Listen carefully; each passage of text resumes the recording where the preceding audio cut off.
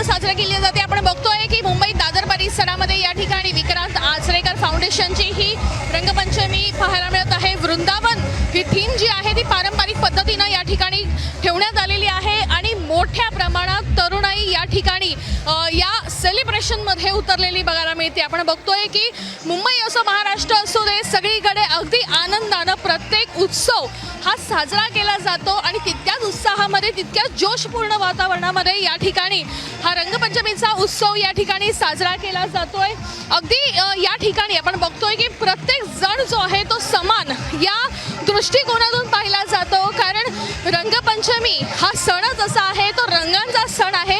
या दिवशी कोणीही मोठं नसतं, कोणीही छोटं नसतं, प्रत्येक जण हा समान असतो आणि फक्त या ठिकाणी उत्सवामध्ये आनंदाचं एक वातावरण या ठिकाणी बघायला मिळत आहे। रंगपंचमीचा हा उत्सव जो आहे तो पारंपरिक पद्धतीने जो आहे तो या ठिकाणी अनेकदा साजरा करण्यात आलेला पाहायला मिळालेला आहे। मात्र आपण बघतोय की कशा पद्धतीनं या ठिकाणी या उत्सवाचं सेलिब्रेशन बघायला मिळतं। अगदी पारंपरिक पद्धतीनं या ठिकाणी हे सेलिब्रेशन बघायला मिळतं। काय सांगाल, अगदी पारंपरिक पद्धतीनं सेलिब्रेशन चाललंय? हो, दरवर्षीप्रमाणे यावर्षी ही विक्रांत आचरेकर फाउंडेशन तर्फे वृंदावन होळी 2026 अर्थातच आपण बघत असाल की जसे राधा आणि कृष्ण ह्या देवतांपैकी हे जे दोन देवता आहेत ते दरवर्षीप्रमाणे आपणही इथे वृंदावनाची होळी ठेवलेली आहे। तर सगळेजण हा क्राऊड तुम्ही बघत असाल खूप छान साजरा करत आहे। So thank you. आपण बघतोय की या ठिकाणी खरं तर वृंदावन ही थीम ठेवलेली आहे। या थीमच्या नेमकं मागचं कारण काय आहे? छान वाटतंय, आपली महाराष्ट्राची भारताची संस्कृती इकडे आपण विक्रांत सरांनी छान इथे इतका माहोल इतका सुंदर वाटतोय आणि एवढी गर्दी बघून खूपच छान वाटतंय, मन प्रसन्न झालेलं आहे आणि आपली संस्कृती अशीच तरुणाई इतकी पुढे नेतीये आणि हे बघून खूप आनंद होतोय आणि खूप मजा येते।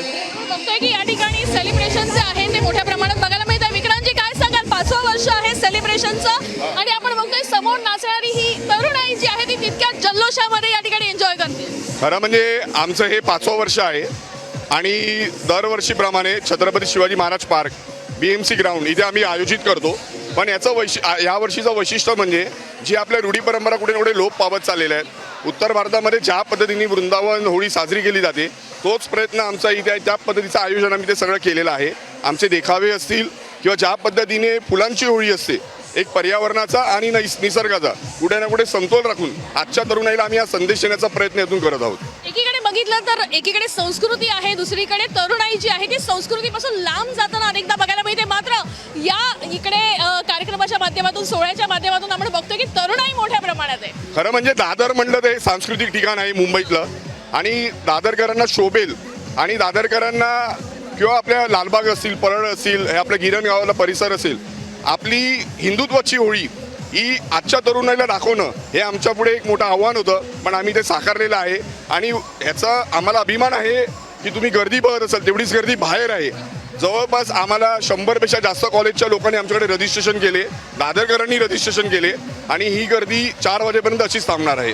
बघतोय की एकदम जोशपूर्ण वातावरणामध्ये या ठिकाणी सेलिब्रेशन माहोल सुरू आहे। आपण बघतोय की प्रत्येक वयोगटातील व्यक्ती या ठिकाणी सेलिब्रेशन मूडमध्ये बघायला मिळत आहे, कारण हा सण आहे, हा हिंदूंचा सण आहे आणि या ठिकाणी सेलिब्रेशन जे आहे ते या ठिकाणी बघायला मिळतं आहे।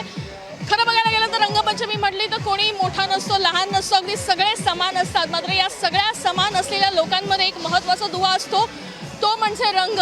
आयुष्यात असेच आनंदाचे रंग हे तुमच्याही येऊ देत, हीच या निमित्तानं तुम्हाला सगळ्यांना शुभेच्छा, होळीच्या सगळ्यांना शुभेच्छा।